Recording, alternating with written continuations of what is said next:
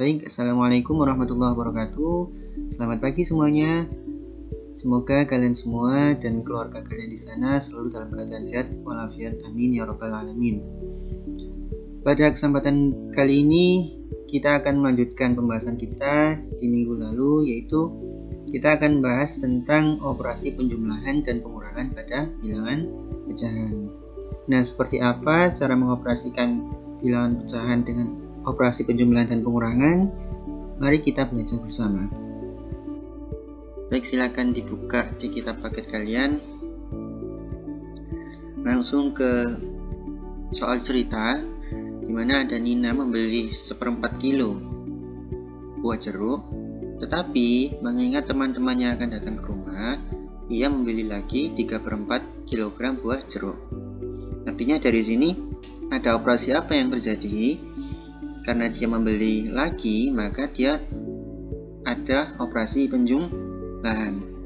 Nah, karena di sini penyebutnya sudah sama-sama 4, maka caranya bagaimana?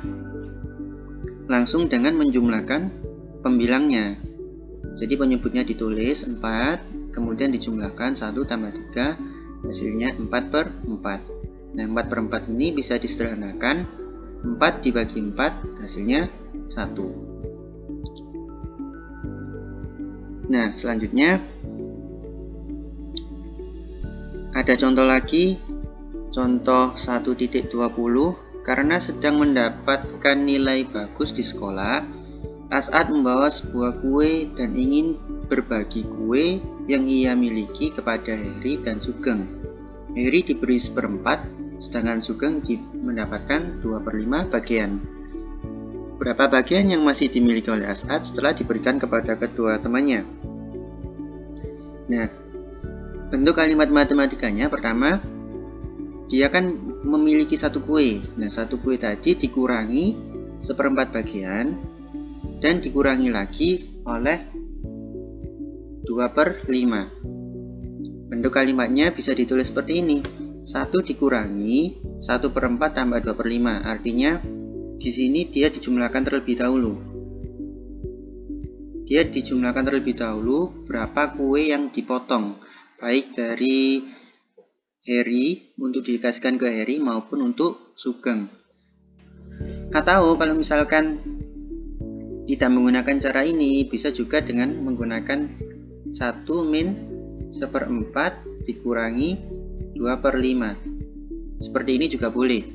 Jadi satu bagian tadi dikurangi 1/4 dulu untuk diberikan ke Heri, setelah itu dikurangi lagi 2/5. Atau dengan bentuk seperti yang ada di kitab ini. Jadi di total dulu, dijumlahkan dulu kue yang akan diberikan, baik itu untuk Heri dan Sugeng, kemudian dikurangi. Jadi 1 dikurangi dengan total semua kue yang akan diberikan. Nah, berbeda dengan contoh yang tadi. Kalau tadi penyebutnya sudah sama, tapi kali ini penyebutnya berbeda. Satunya 4, satunya 5. Maka cara selanjutnya yaitu kita mencari KPK dari 4 dan 5. Kalau kita perhatikan KPK-nya 5, itu ada 5, kelipatannya 5, 10, 15, 20, sedangkan 4 sendiri ada 4, 8, 12, 16, 20, 24, ini 25. Nah, kita cek dari bilangan 4 seperti yang saya jelaskan pertemuan kemarin. 4 ternyata tidak ada, 8 tidak ada, 12 tidak ada, 16 tidak ada. Nah, ternyata ketemu di bilangan 20.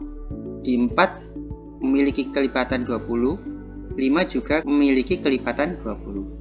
Jadi 4 dan 5 KPK-nya 20. Nah, terus ditulis 20-nya.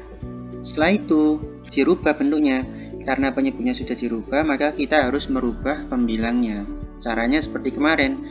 20 dibagi 4 kan hasilnya 5. Saya ulangi, 20 ini dibagi dengan 4 hasilnya 5. 5 dikali dengan pembilangnya, yaitu 1. 5 dikali 1 hasilnya 5/20. Satunya lagi 20 dibagi 5, ini dibagi penyebutnya hasilnya 4. 4 dikali dengan 2. 2 itu dari mana? 2 itu dari pembilangnya. Jadi 20 dibagi penyebutnya hasilnya 4 ini, kemudian dikali dengan pembilangnya. 4 kali 2 hasilnya 8. Hasilnya 8 per 20. Nah, setelah tahu pembilang dan penyebutnya, sudah kita rubah bentuknya. Setelah itu tinggal menjumlahkan pembilangnya. 5 tambah 8 hasilnya 13. 13 per 20. Nah, ternyata kita harus mengurangi bilangan bulat dengan bilangan pecahan. Caranya yang bilangan bulat ini kita rubah menjadi bilangan pecahan. Pecahannya pecahan berapa? Kalau operasi yang dihadapi atau yang akan dikerjakan itu penyebutnya 20, maka dirubah menjadi 20 per 20. Karena 20 dibagi 20 per 20 hasilnya 1. Jadi 1 itu boleh dirubah menjadi 20 per 20. Nah, makanya di sini hasilnya 20 min 13. Kalau misalkan ada bilangan seperti ini, 1 min 5 per 6, maka satunya bukan dirubah 20 per 20, tapi satunya dirubah menjadi 6 per 6, min 5 per 6. Kenapa? Karena yang akan dihadapi adalah yang akan dioperasikan adalah bilangan pecahan yang penyebutnya 6. Kenapa demikian? Supaya memudahkan kita untuk mengoperasikan bilangan pecahan tersebut. Jadi kita tidak perlu menyamakan penyebutnya lagi. Misal ada lagi 1 plus 2 per 10, maka satunya dirubah menjadi 10 per 10 ditambah 2 per 10. Nah, kalau sudah demikian tinggal menjumlahkan pembilangnya. 10 tambah 2 12. Saya ulangi, 12 per 10. Nah, begitu juga dengan soal ini. Soal ini kita akan mengoperasikan 1 dengan min 13 per 20. Maka satunya dirubah menjadi 20 per 20 min 13 per 20. Nah, dari sini tinggal mengurangi saja. Jadi 20 dikurangi 13 hasilnya 7. 7 per 20 penyebutnya ditulis lagi. Nah, hasilnya 7 per 20. Atau si As'ad memiliki kue sisanya yaitu 7 per 20. Jadi hasilnya sisa kue yang masih dimiliki oleh As'ad adalah 7 per 20 bagian. Nah, setelah itu contoh lagi, tapi kali ini dengan gambar. Jadi supaya kalian bisa mengilustrasikan bagaimana sih penjumlahan pecahan itu. Nah, misalkan ada 1/3 dan 2/3. Artinya 1/3 itu kan satu bagian dari 3 bagian yang sama besar. Ini ada 3 bagian, tapi yang dipilih hanya 1. Kemudian ada 2/3. Berarti ada 2 bagian yang terpilih dari 3 bagian yang sama besar. Nah, kalau dijumlahkan berarti kan ini yang berwarna ini dimasukkan ke sini, ini juga dimasukkan ke sini, hasilnya semuanya biru atau semuanya terpilih, atau ada 3 bagian terpilih, bagian 1, bagian 2, bagian 3. 3 bagian ini terpilih dari 3 bagian yang tersedia. Jadi hasilnya 3/3 atau bisa disederhanakan menjadi 1. Nah, ini jadi 1/3 plus 2/3 sama dengan 3/3 sama dengan 1. Coba lagi, misalkan ada 2/5 dan 4/5. Artinya yang satunya itu 2 bagian terpilih dari 5 bagian yang disediakan. 1, 2, 3, 4, 5. Yang terpilih 2 kotak. Ini terpilih 2 kotak. Sedangkan satunya terpilih 4 kotak. 1, 2, 3, 4.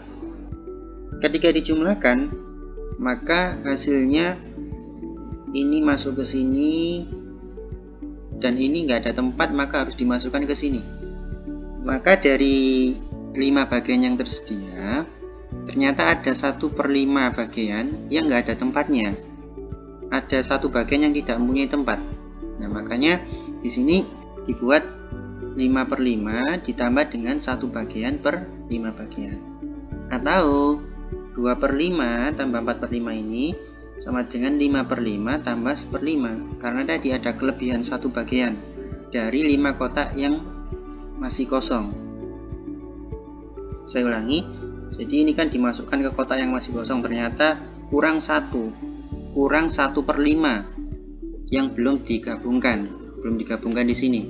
Maka 2/5 dan 4/5 itu bisa dirubah menjadi 5/5, kotaknya penuh, ditambah dengan 1/5 yang belum dimasukkan.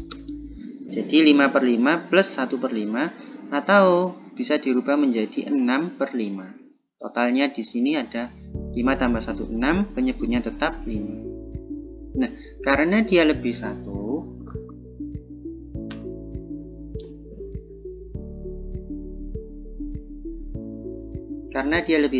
atau misalkan 5/5 tadi, 5/5 ditambah 1/5. 5/5-nya ini bisa dirubah menjadi 1, 1/5-nya bisa ditulis lagi 1/5. Jadi boleh dirubah juga menjadi bilangan pecahan campuran 1/5. 1/5 bermakna satu objek utuh dan satu bagian dari 5 bagian yang sama dari objek yang utuh. Saya ulangi lagi, 1/5 itu maksudnya ada satu bagian utuh ditambah dengan satu bagian dari 5 bagian yang sama. Maksudnya satu bagian dari 5 bagian yang sama itu yang ini. Nah, satu bagian dari 5 bagian yang sama panjang, 1, 2, 3, 4, 5. Terpilih 1. Nah, bentuk yang seperti ini itu dinamakan pecahan campuran. Sedangkan bentuk yang 2/5, 3/5 itu disebut pecahan biasa. Nah, kalau ada bilangan bulat di depannya, 31/2, 41/7, ini disebut pecahan campuran. Nah, bagaimana ilustrasi dari penjumlahan yang penyebutnya tidak sama? Itu seperti ini. Jadi ada 2/5 ditambah dengan setengah. Itu bentuknya seperti ini. Nah, caranya kan kalau tadi harus disamakan penyebutnya terlebih dahulu. Yang 2/5 karena penyebutnya 5 dan 2, maka KPK-nya 10, ini 10. Sedangkan yang 2 ini berubah menjadi 4, yang 1 berubah menjadi 5. Setengahnya jadi 5/10, ininya jadi 4/10. Nah, akhirnya dari sini setelah dibentuk penyebutnya menjadi 10, akhirnya bisa dirubah. Nah, bentuknya jadi gini, 4 bagian dari 10 bagian yang disediakan, yang tersedia dari satu objek, satunya 5/10, satunya berisi 5/10, 5 bagian dari 10 bagian yang disediakan. Setelah dijumlahkan bagaimana? Berarti ini diletakkan di sini. Ini ada 4 bagian. Ini masuk sini 1, 2, 3, 4 karena ada 4 bagian. Maka hasilnya berapa bagian yang terpenuhi? Ada 1, 2, 3, 4, 5, 6, 7, 8, 9. 9 terpenuhi dari 10. Ini kan ada 10 ya. Nah, ini 9 bagian dari 10 bagian yang disediakan. Begitu juga dengan pengurangan. Ketika pengurangan sama dengan penjumlahan, kita harus menyamakan penyebutnya terlebih dahulu. Nah, misalkan ini langsung ke contoh yang dengan gambar setengah min 2/5. Nah, mula-mula kita harus menyamakan penyebutnya dulu, 2 dan 5. Ilustrasinya seperti ini, setengah itu satu bagian terisi dari 2 bagian yang disediakan. Sedangkan 2/5, 2 bagian terisi dari 5 bagian yang disediakan. Ketika dirubah bentuknya, 2 dan 5 penyebutnya disamakan menjadi 5/10 dan 4/10. Disamakan penyebutnya dulu karena KPK-nya 10, menjadi 5/10 min 4/10. Nah, kalau digambar seperti ini, 5 bagian per 10 bagian yang tersedia dan 4 bagian dari 10 bagian yang tersedia. Nah, kalau dikurangi bagaimana? Maka selisihnya berapa kotak? Ini ada, ini ada. Ini dikurangi dengan kotak ini dikurangi dengan kotak ini dikurangi dengan kotak ini. Sisanya yang berwarna hanya 1. Nah, ini hanya 1 yang berwarna. 1 dari berapa bagian? Dari 10 bagian. Hasilnya 1/10. Nah, seperti itu. Jadi penjumlahan dan pengurangan, untuk mengoperasikannya harus dipastikan terlebih dahulu mereka memiliki penyebut yang sama. Nah, selanjutnya kita akan belajar tentang apa itu faktor persekutuan terbesar. Kalau kemarin KPK itu kelipatan persekutuan terkecil, kalau sekarang faktor persekutuan terbesar. Sama dengan kemarin, namanya persekutuan itu maksudnya dicari yang sama. Tapi kalau kemarin yang dicari itu kelipatan yang sama, kalau sekarang faktor yang sama. Dan kalau kemarin dicari kelipatannya yang terkecil, sekarang dicari faktor yang sama tapi yang terbesar. Bagaimana contohnya? Misalkan ada bilangan 12 dan 8.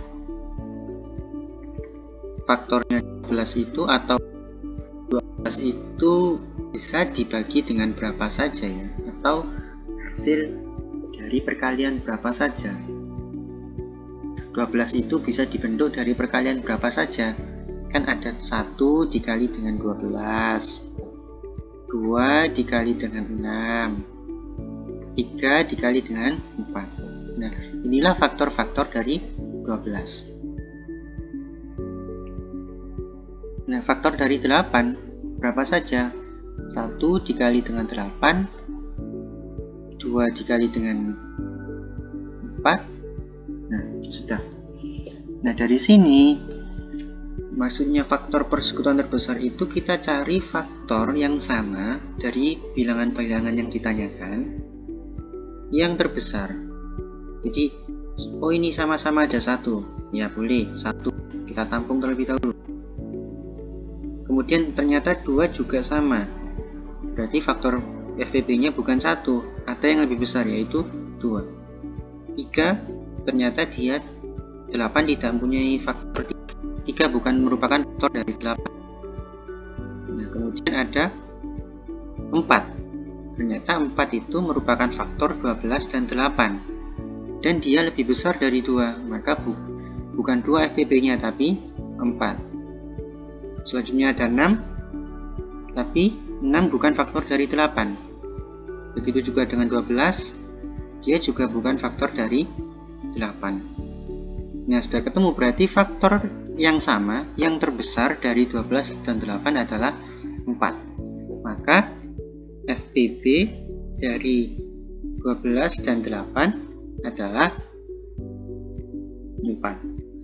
Nah, kaitannya dengan pecahan, pecahan itu akan dikatakan menjadi pecahan yang paling sederhana ketika dia sudah memiliki FPB 1 antara pembilang dan penyebutnya. Misalnya 1/2 itu merupakan pecahan sederhana.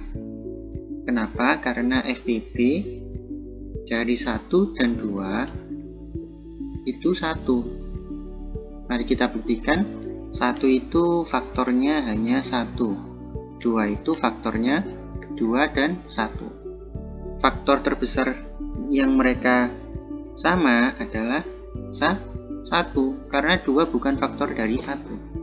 Maka faktor yang sama, yang terbesar adalah 1. Maka setengah merupakan bentuk pecahan yang paling sederhana. Tidak bisa disederhanakan lagi. Berbeda dengan 3/9. FPB-nya berapa? 3 dan 9.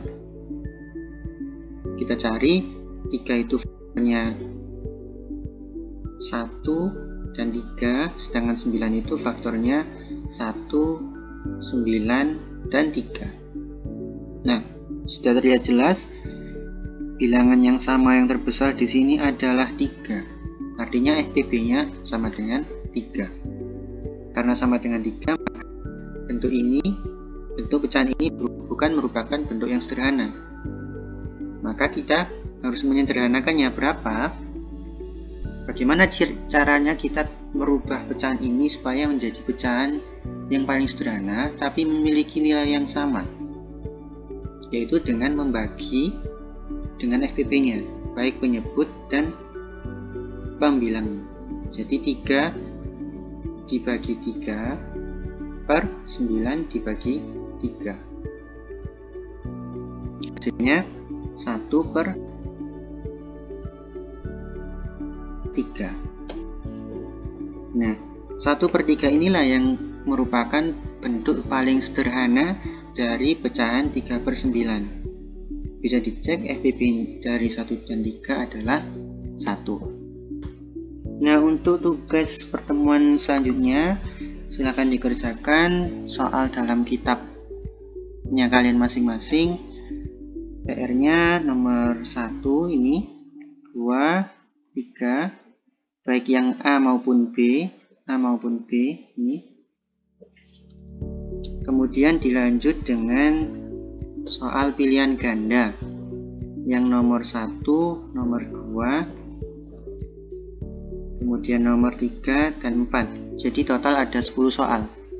4 soal pilihan ganda ini dan 6 soal yang esai. Di sini 3 soal tapi soalnya AB jadi total 6 soal. Jadi PR-nya ada 10 soal, silahkan dikerjakan dan dikumpulkan tepat waktu. Cukup sekian pertemuan pada pagi hari ini, kurang lebihnya saya mohon maaf. Semoga apa yang saya sampaikan pada pagi hari ini bisa bermanfaat bagi kalian semua. Dari saya sekian, wassalamualaikum warahmatullahi wabarakatuh.